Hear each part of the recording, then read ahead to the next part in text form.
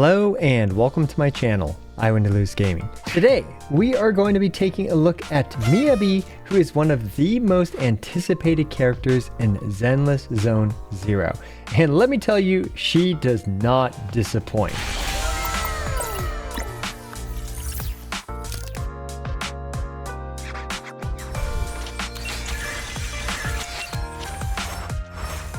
This video was filmed on the early access server and is not indicative of the final product. There may be some changes on release, so be sure to check the comments down below to see if there are any. Now, first things first, let's take a look at her in the overworld. We can see her in her own office, which I believe is a bit poorly designed because she's kind of short. Like, she can barely look over her desk that's only up a couple of stairs, and I think as we saw, she needed like a little booster step to reach the stuff on her desk. You know, fortunately, after she steps up these stairs, she's able to comfortably reach the desk that she works on. And oh my goodness, this is one old looking computer. This is like stuff that you see in hospitals, you know? Enough yapping around. Let's take a look at Miyabi's animations, and I'm gonna scoop myself over here. So if we take a look, we can see, I actually haven't really checked these out myself very much. So I will say, I think they've been a bit more conservative with, you know, putting a lot of bounce in certain things like her ears, for example. But yeah, so we can go from equipment back to base stats for a different type of animation, go from skills to base stats, equipment to skills, and there you go. That pretty much covers all of it, but you know, looks pretty smooth as always. Zenless Zone 0 always, you know, does a good job with these animations. But you know, if we look at someone like Caesar, and let me know if they changed her face again. I think they've been changing her face a lot. This seems to be what they settled on. And do you guys like this final face, or do you feel like, you know, one of the previous faces were better? So why are we actually here though? It is because we want to take a look at what she can do and what makes Miyabi such an honestly insane DPS damage character. Now, first of all, Miyabi is a Frost anomaly agent, and don't worry, I will go through what Frost does later, but here is a bit of additional information for you, but we will also take a look at it in game, of course. And you can see here that attack, crit rate, and crit damage appears to be the way that she's recommended to be built, and we can see here I'm over capping on crit rate a little bit. I actually intended to utilize this weapon, so there we go. Now we can see her attack, crit rate, and crit damage. So what makes Miyabi absolutely bonkers? It is the sheer damage that she outputs. Just look at this. This is under her basic attack. Now, just as example, if we take a look at like this guy's basic attacks, you know, you can see, yeah, like 266%. All right, you know, yeah, that's kind of like what you expect. Or even Soldier, right? Even Soldier, 681.7%. Okay, you know, that's like about as high as it reasonably goes for most characters. But check out Miyabi right here. Level 3 charge attack, 4,282.8% damage multiplier. To give you guys an idea of how astronomical this number is, if we look at her ultimate, it is just shy of her ultimate. And don't worry, that's not all that makes that attack so absolutely crazy. It is also this part which gives it 60% bonus damage, as well as 30% ignore targets ice resistance.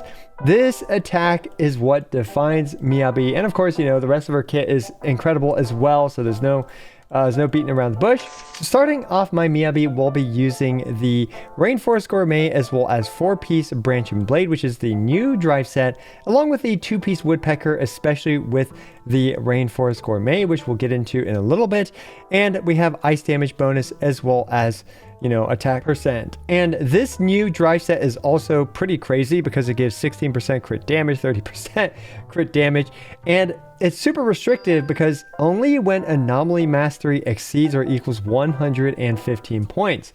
And if we look at her stats, well, now her anomaly mastery stat happens to be over 116 points, and it is very difficult to get more anomaly mastery. As we can see, pretty much no other character fulfills this except for like other anomaly characters like Bernice. So this is good for crit Bernice too. And that means they can't even use this unless they run an anomaly mastery slot 6, which is just, you know, it's kind of copium for non-anomaly agents, or basically just for anyone but Miyabi and arguably crit Bernice. So yeah, that's an insane drive set that just further catapults her damage because it gives so much crit value. 70% off the top of my head, I believe.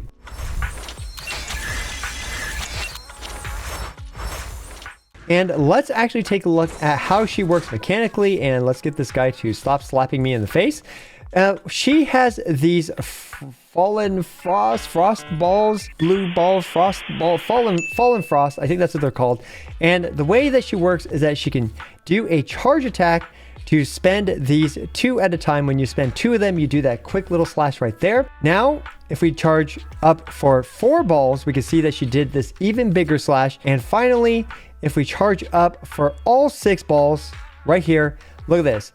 Huge attack, very long lasting, but that's the massive 4,000% multiplier that absolutely defines her kit. So how does Miyabi generate Fallen Frost? Her EX special provides 2, triggering Frostburn gives her 1, and we'll get to that in a bit.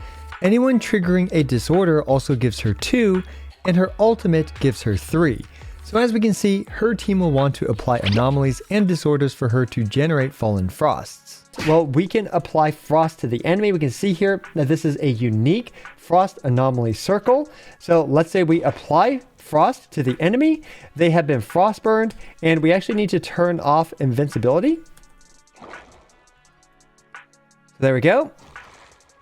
Invincibility is off. And now we can see that we actually froze it as well and shatter it as well, including the Frostburn, which it didn't trigger there because of another mechanic that's a bit convoluted that, you know, I guess we'll explain. But we can see also that while I'm yapping, this frostbite, what is it called? Oh man, I'm so sorry guys. Frostburn. The enemy is in frost burn state, where they also take 20% additional anomaly application, then allows her allies to apply a ton of anomaly. And this is another really cool detail about frost.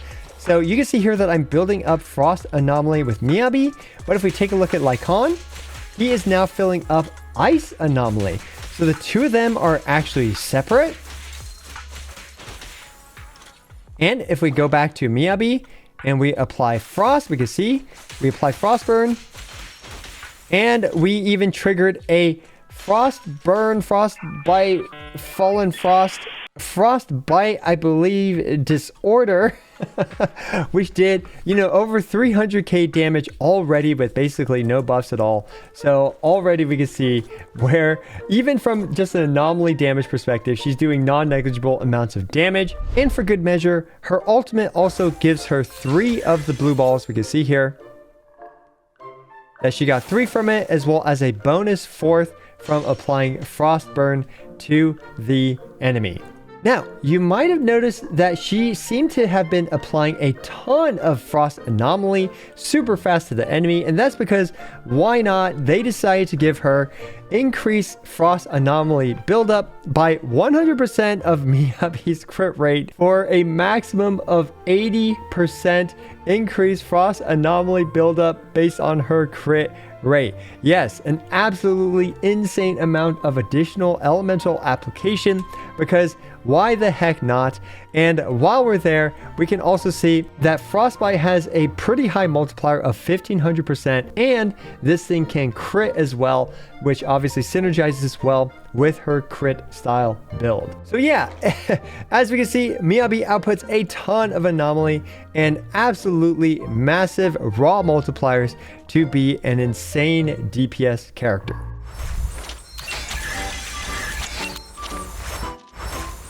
Let's run Miyabi really quick through Shiyu 7. We're just going to open up with her EX special really quick in order to get the supercharge that you can see the AoE on that is absolutely ludicrous, able to kill all the minions of that first wave effortlessly, which is ridiculous because not only does Miyabi have these insane multipliers, she also just casually happens to have some of the biggest AoEs in this entire game. We'll go ahead and go for the quick stun on the enemy. There we go. And now we're going to go for her supercharged attack just like this. And we can even go for a quick swap cancel into her ultimate as well. And we're going to do another level 3 charge attack just like that. And look at that damage. And considering this is like a free-to-play friendly setup, except for arguably minus Lycon, right? But a lot of free-to-play players have him, but don't worry, I'll show her as well without Lycon as well. But yeah, you can see just a ludicrous amount of damage. Honestly, she's one of the few characters that remains that can still single cycle, especially with free-to-play Wenjins. Shiyu 7 bosses like this after the, HP adjustments due to the increased decibels for all the teams, for the entire team, as well as your entire team being able to use their ultimates. They actually increase a lot of HP values for Shiyu defense, which makes this feat even more incredible. The fact that she can do this with a free-to-play Wenjin. Now, I also took Miyabi with Yanagi, this time with their signature Wenjins, to the Butcher, just to showcase for you guys for this purpose. And we can see here that we're just, applying a ton of Frost Anomaly, just even with her basic attacks, because I'm just waiting for the boss to do its thing so we can parry to bring Sokaku onto the field in order for her to have enough energy in order to provide Miyabi the buff. So then we just apply Frostburn, do a level 2 charge attack, and I believe, what is that, a level 1 or something charge attack? And just like that, we're able to take out that first wave with very, very little effort and without even slaying the boss. And we can see here that just by literally building up Anomaly, the Butcher is already like half dead, and with her supercharge attack, it is just completely cooked. And what makes Yanagi such an absolutely insane character to use with Miyabi is the fact that Yanagi's disorders also happen to add 2 Fallen Frost orbs for Miyabi, which makes her a ludicrously good teammate for Miyabi, because not only does Yanagi do some great damage herself, she's able to effectively operate as a battery. And we can see there that I even swap canceled Miyabi into Yanagi, because Miyabi's level 3 charge attack takes so long to do. You can actually swap cancel and do something productive with, for example, Yanagi as a quick follow-up. And this will allow for a lot of additional skill expression, and for players much more skilled than myself to really demonstrate Miyabi's true power, which is going to be incredible to see.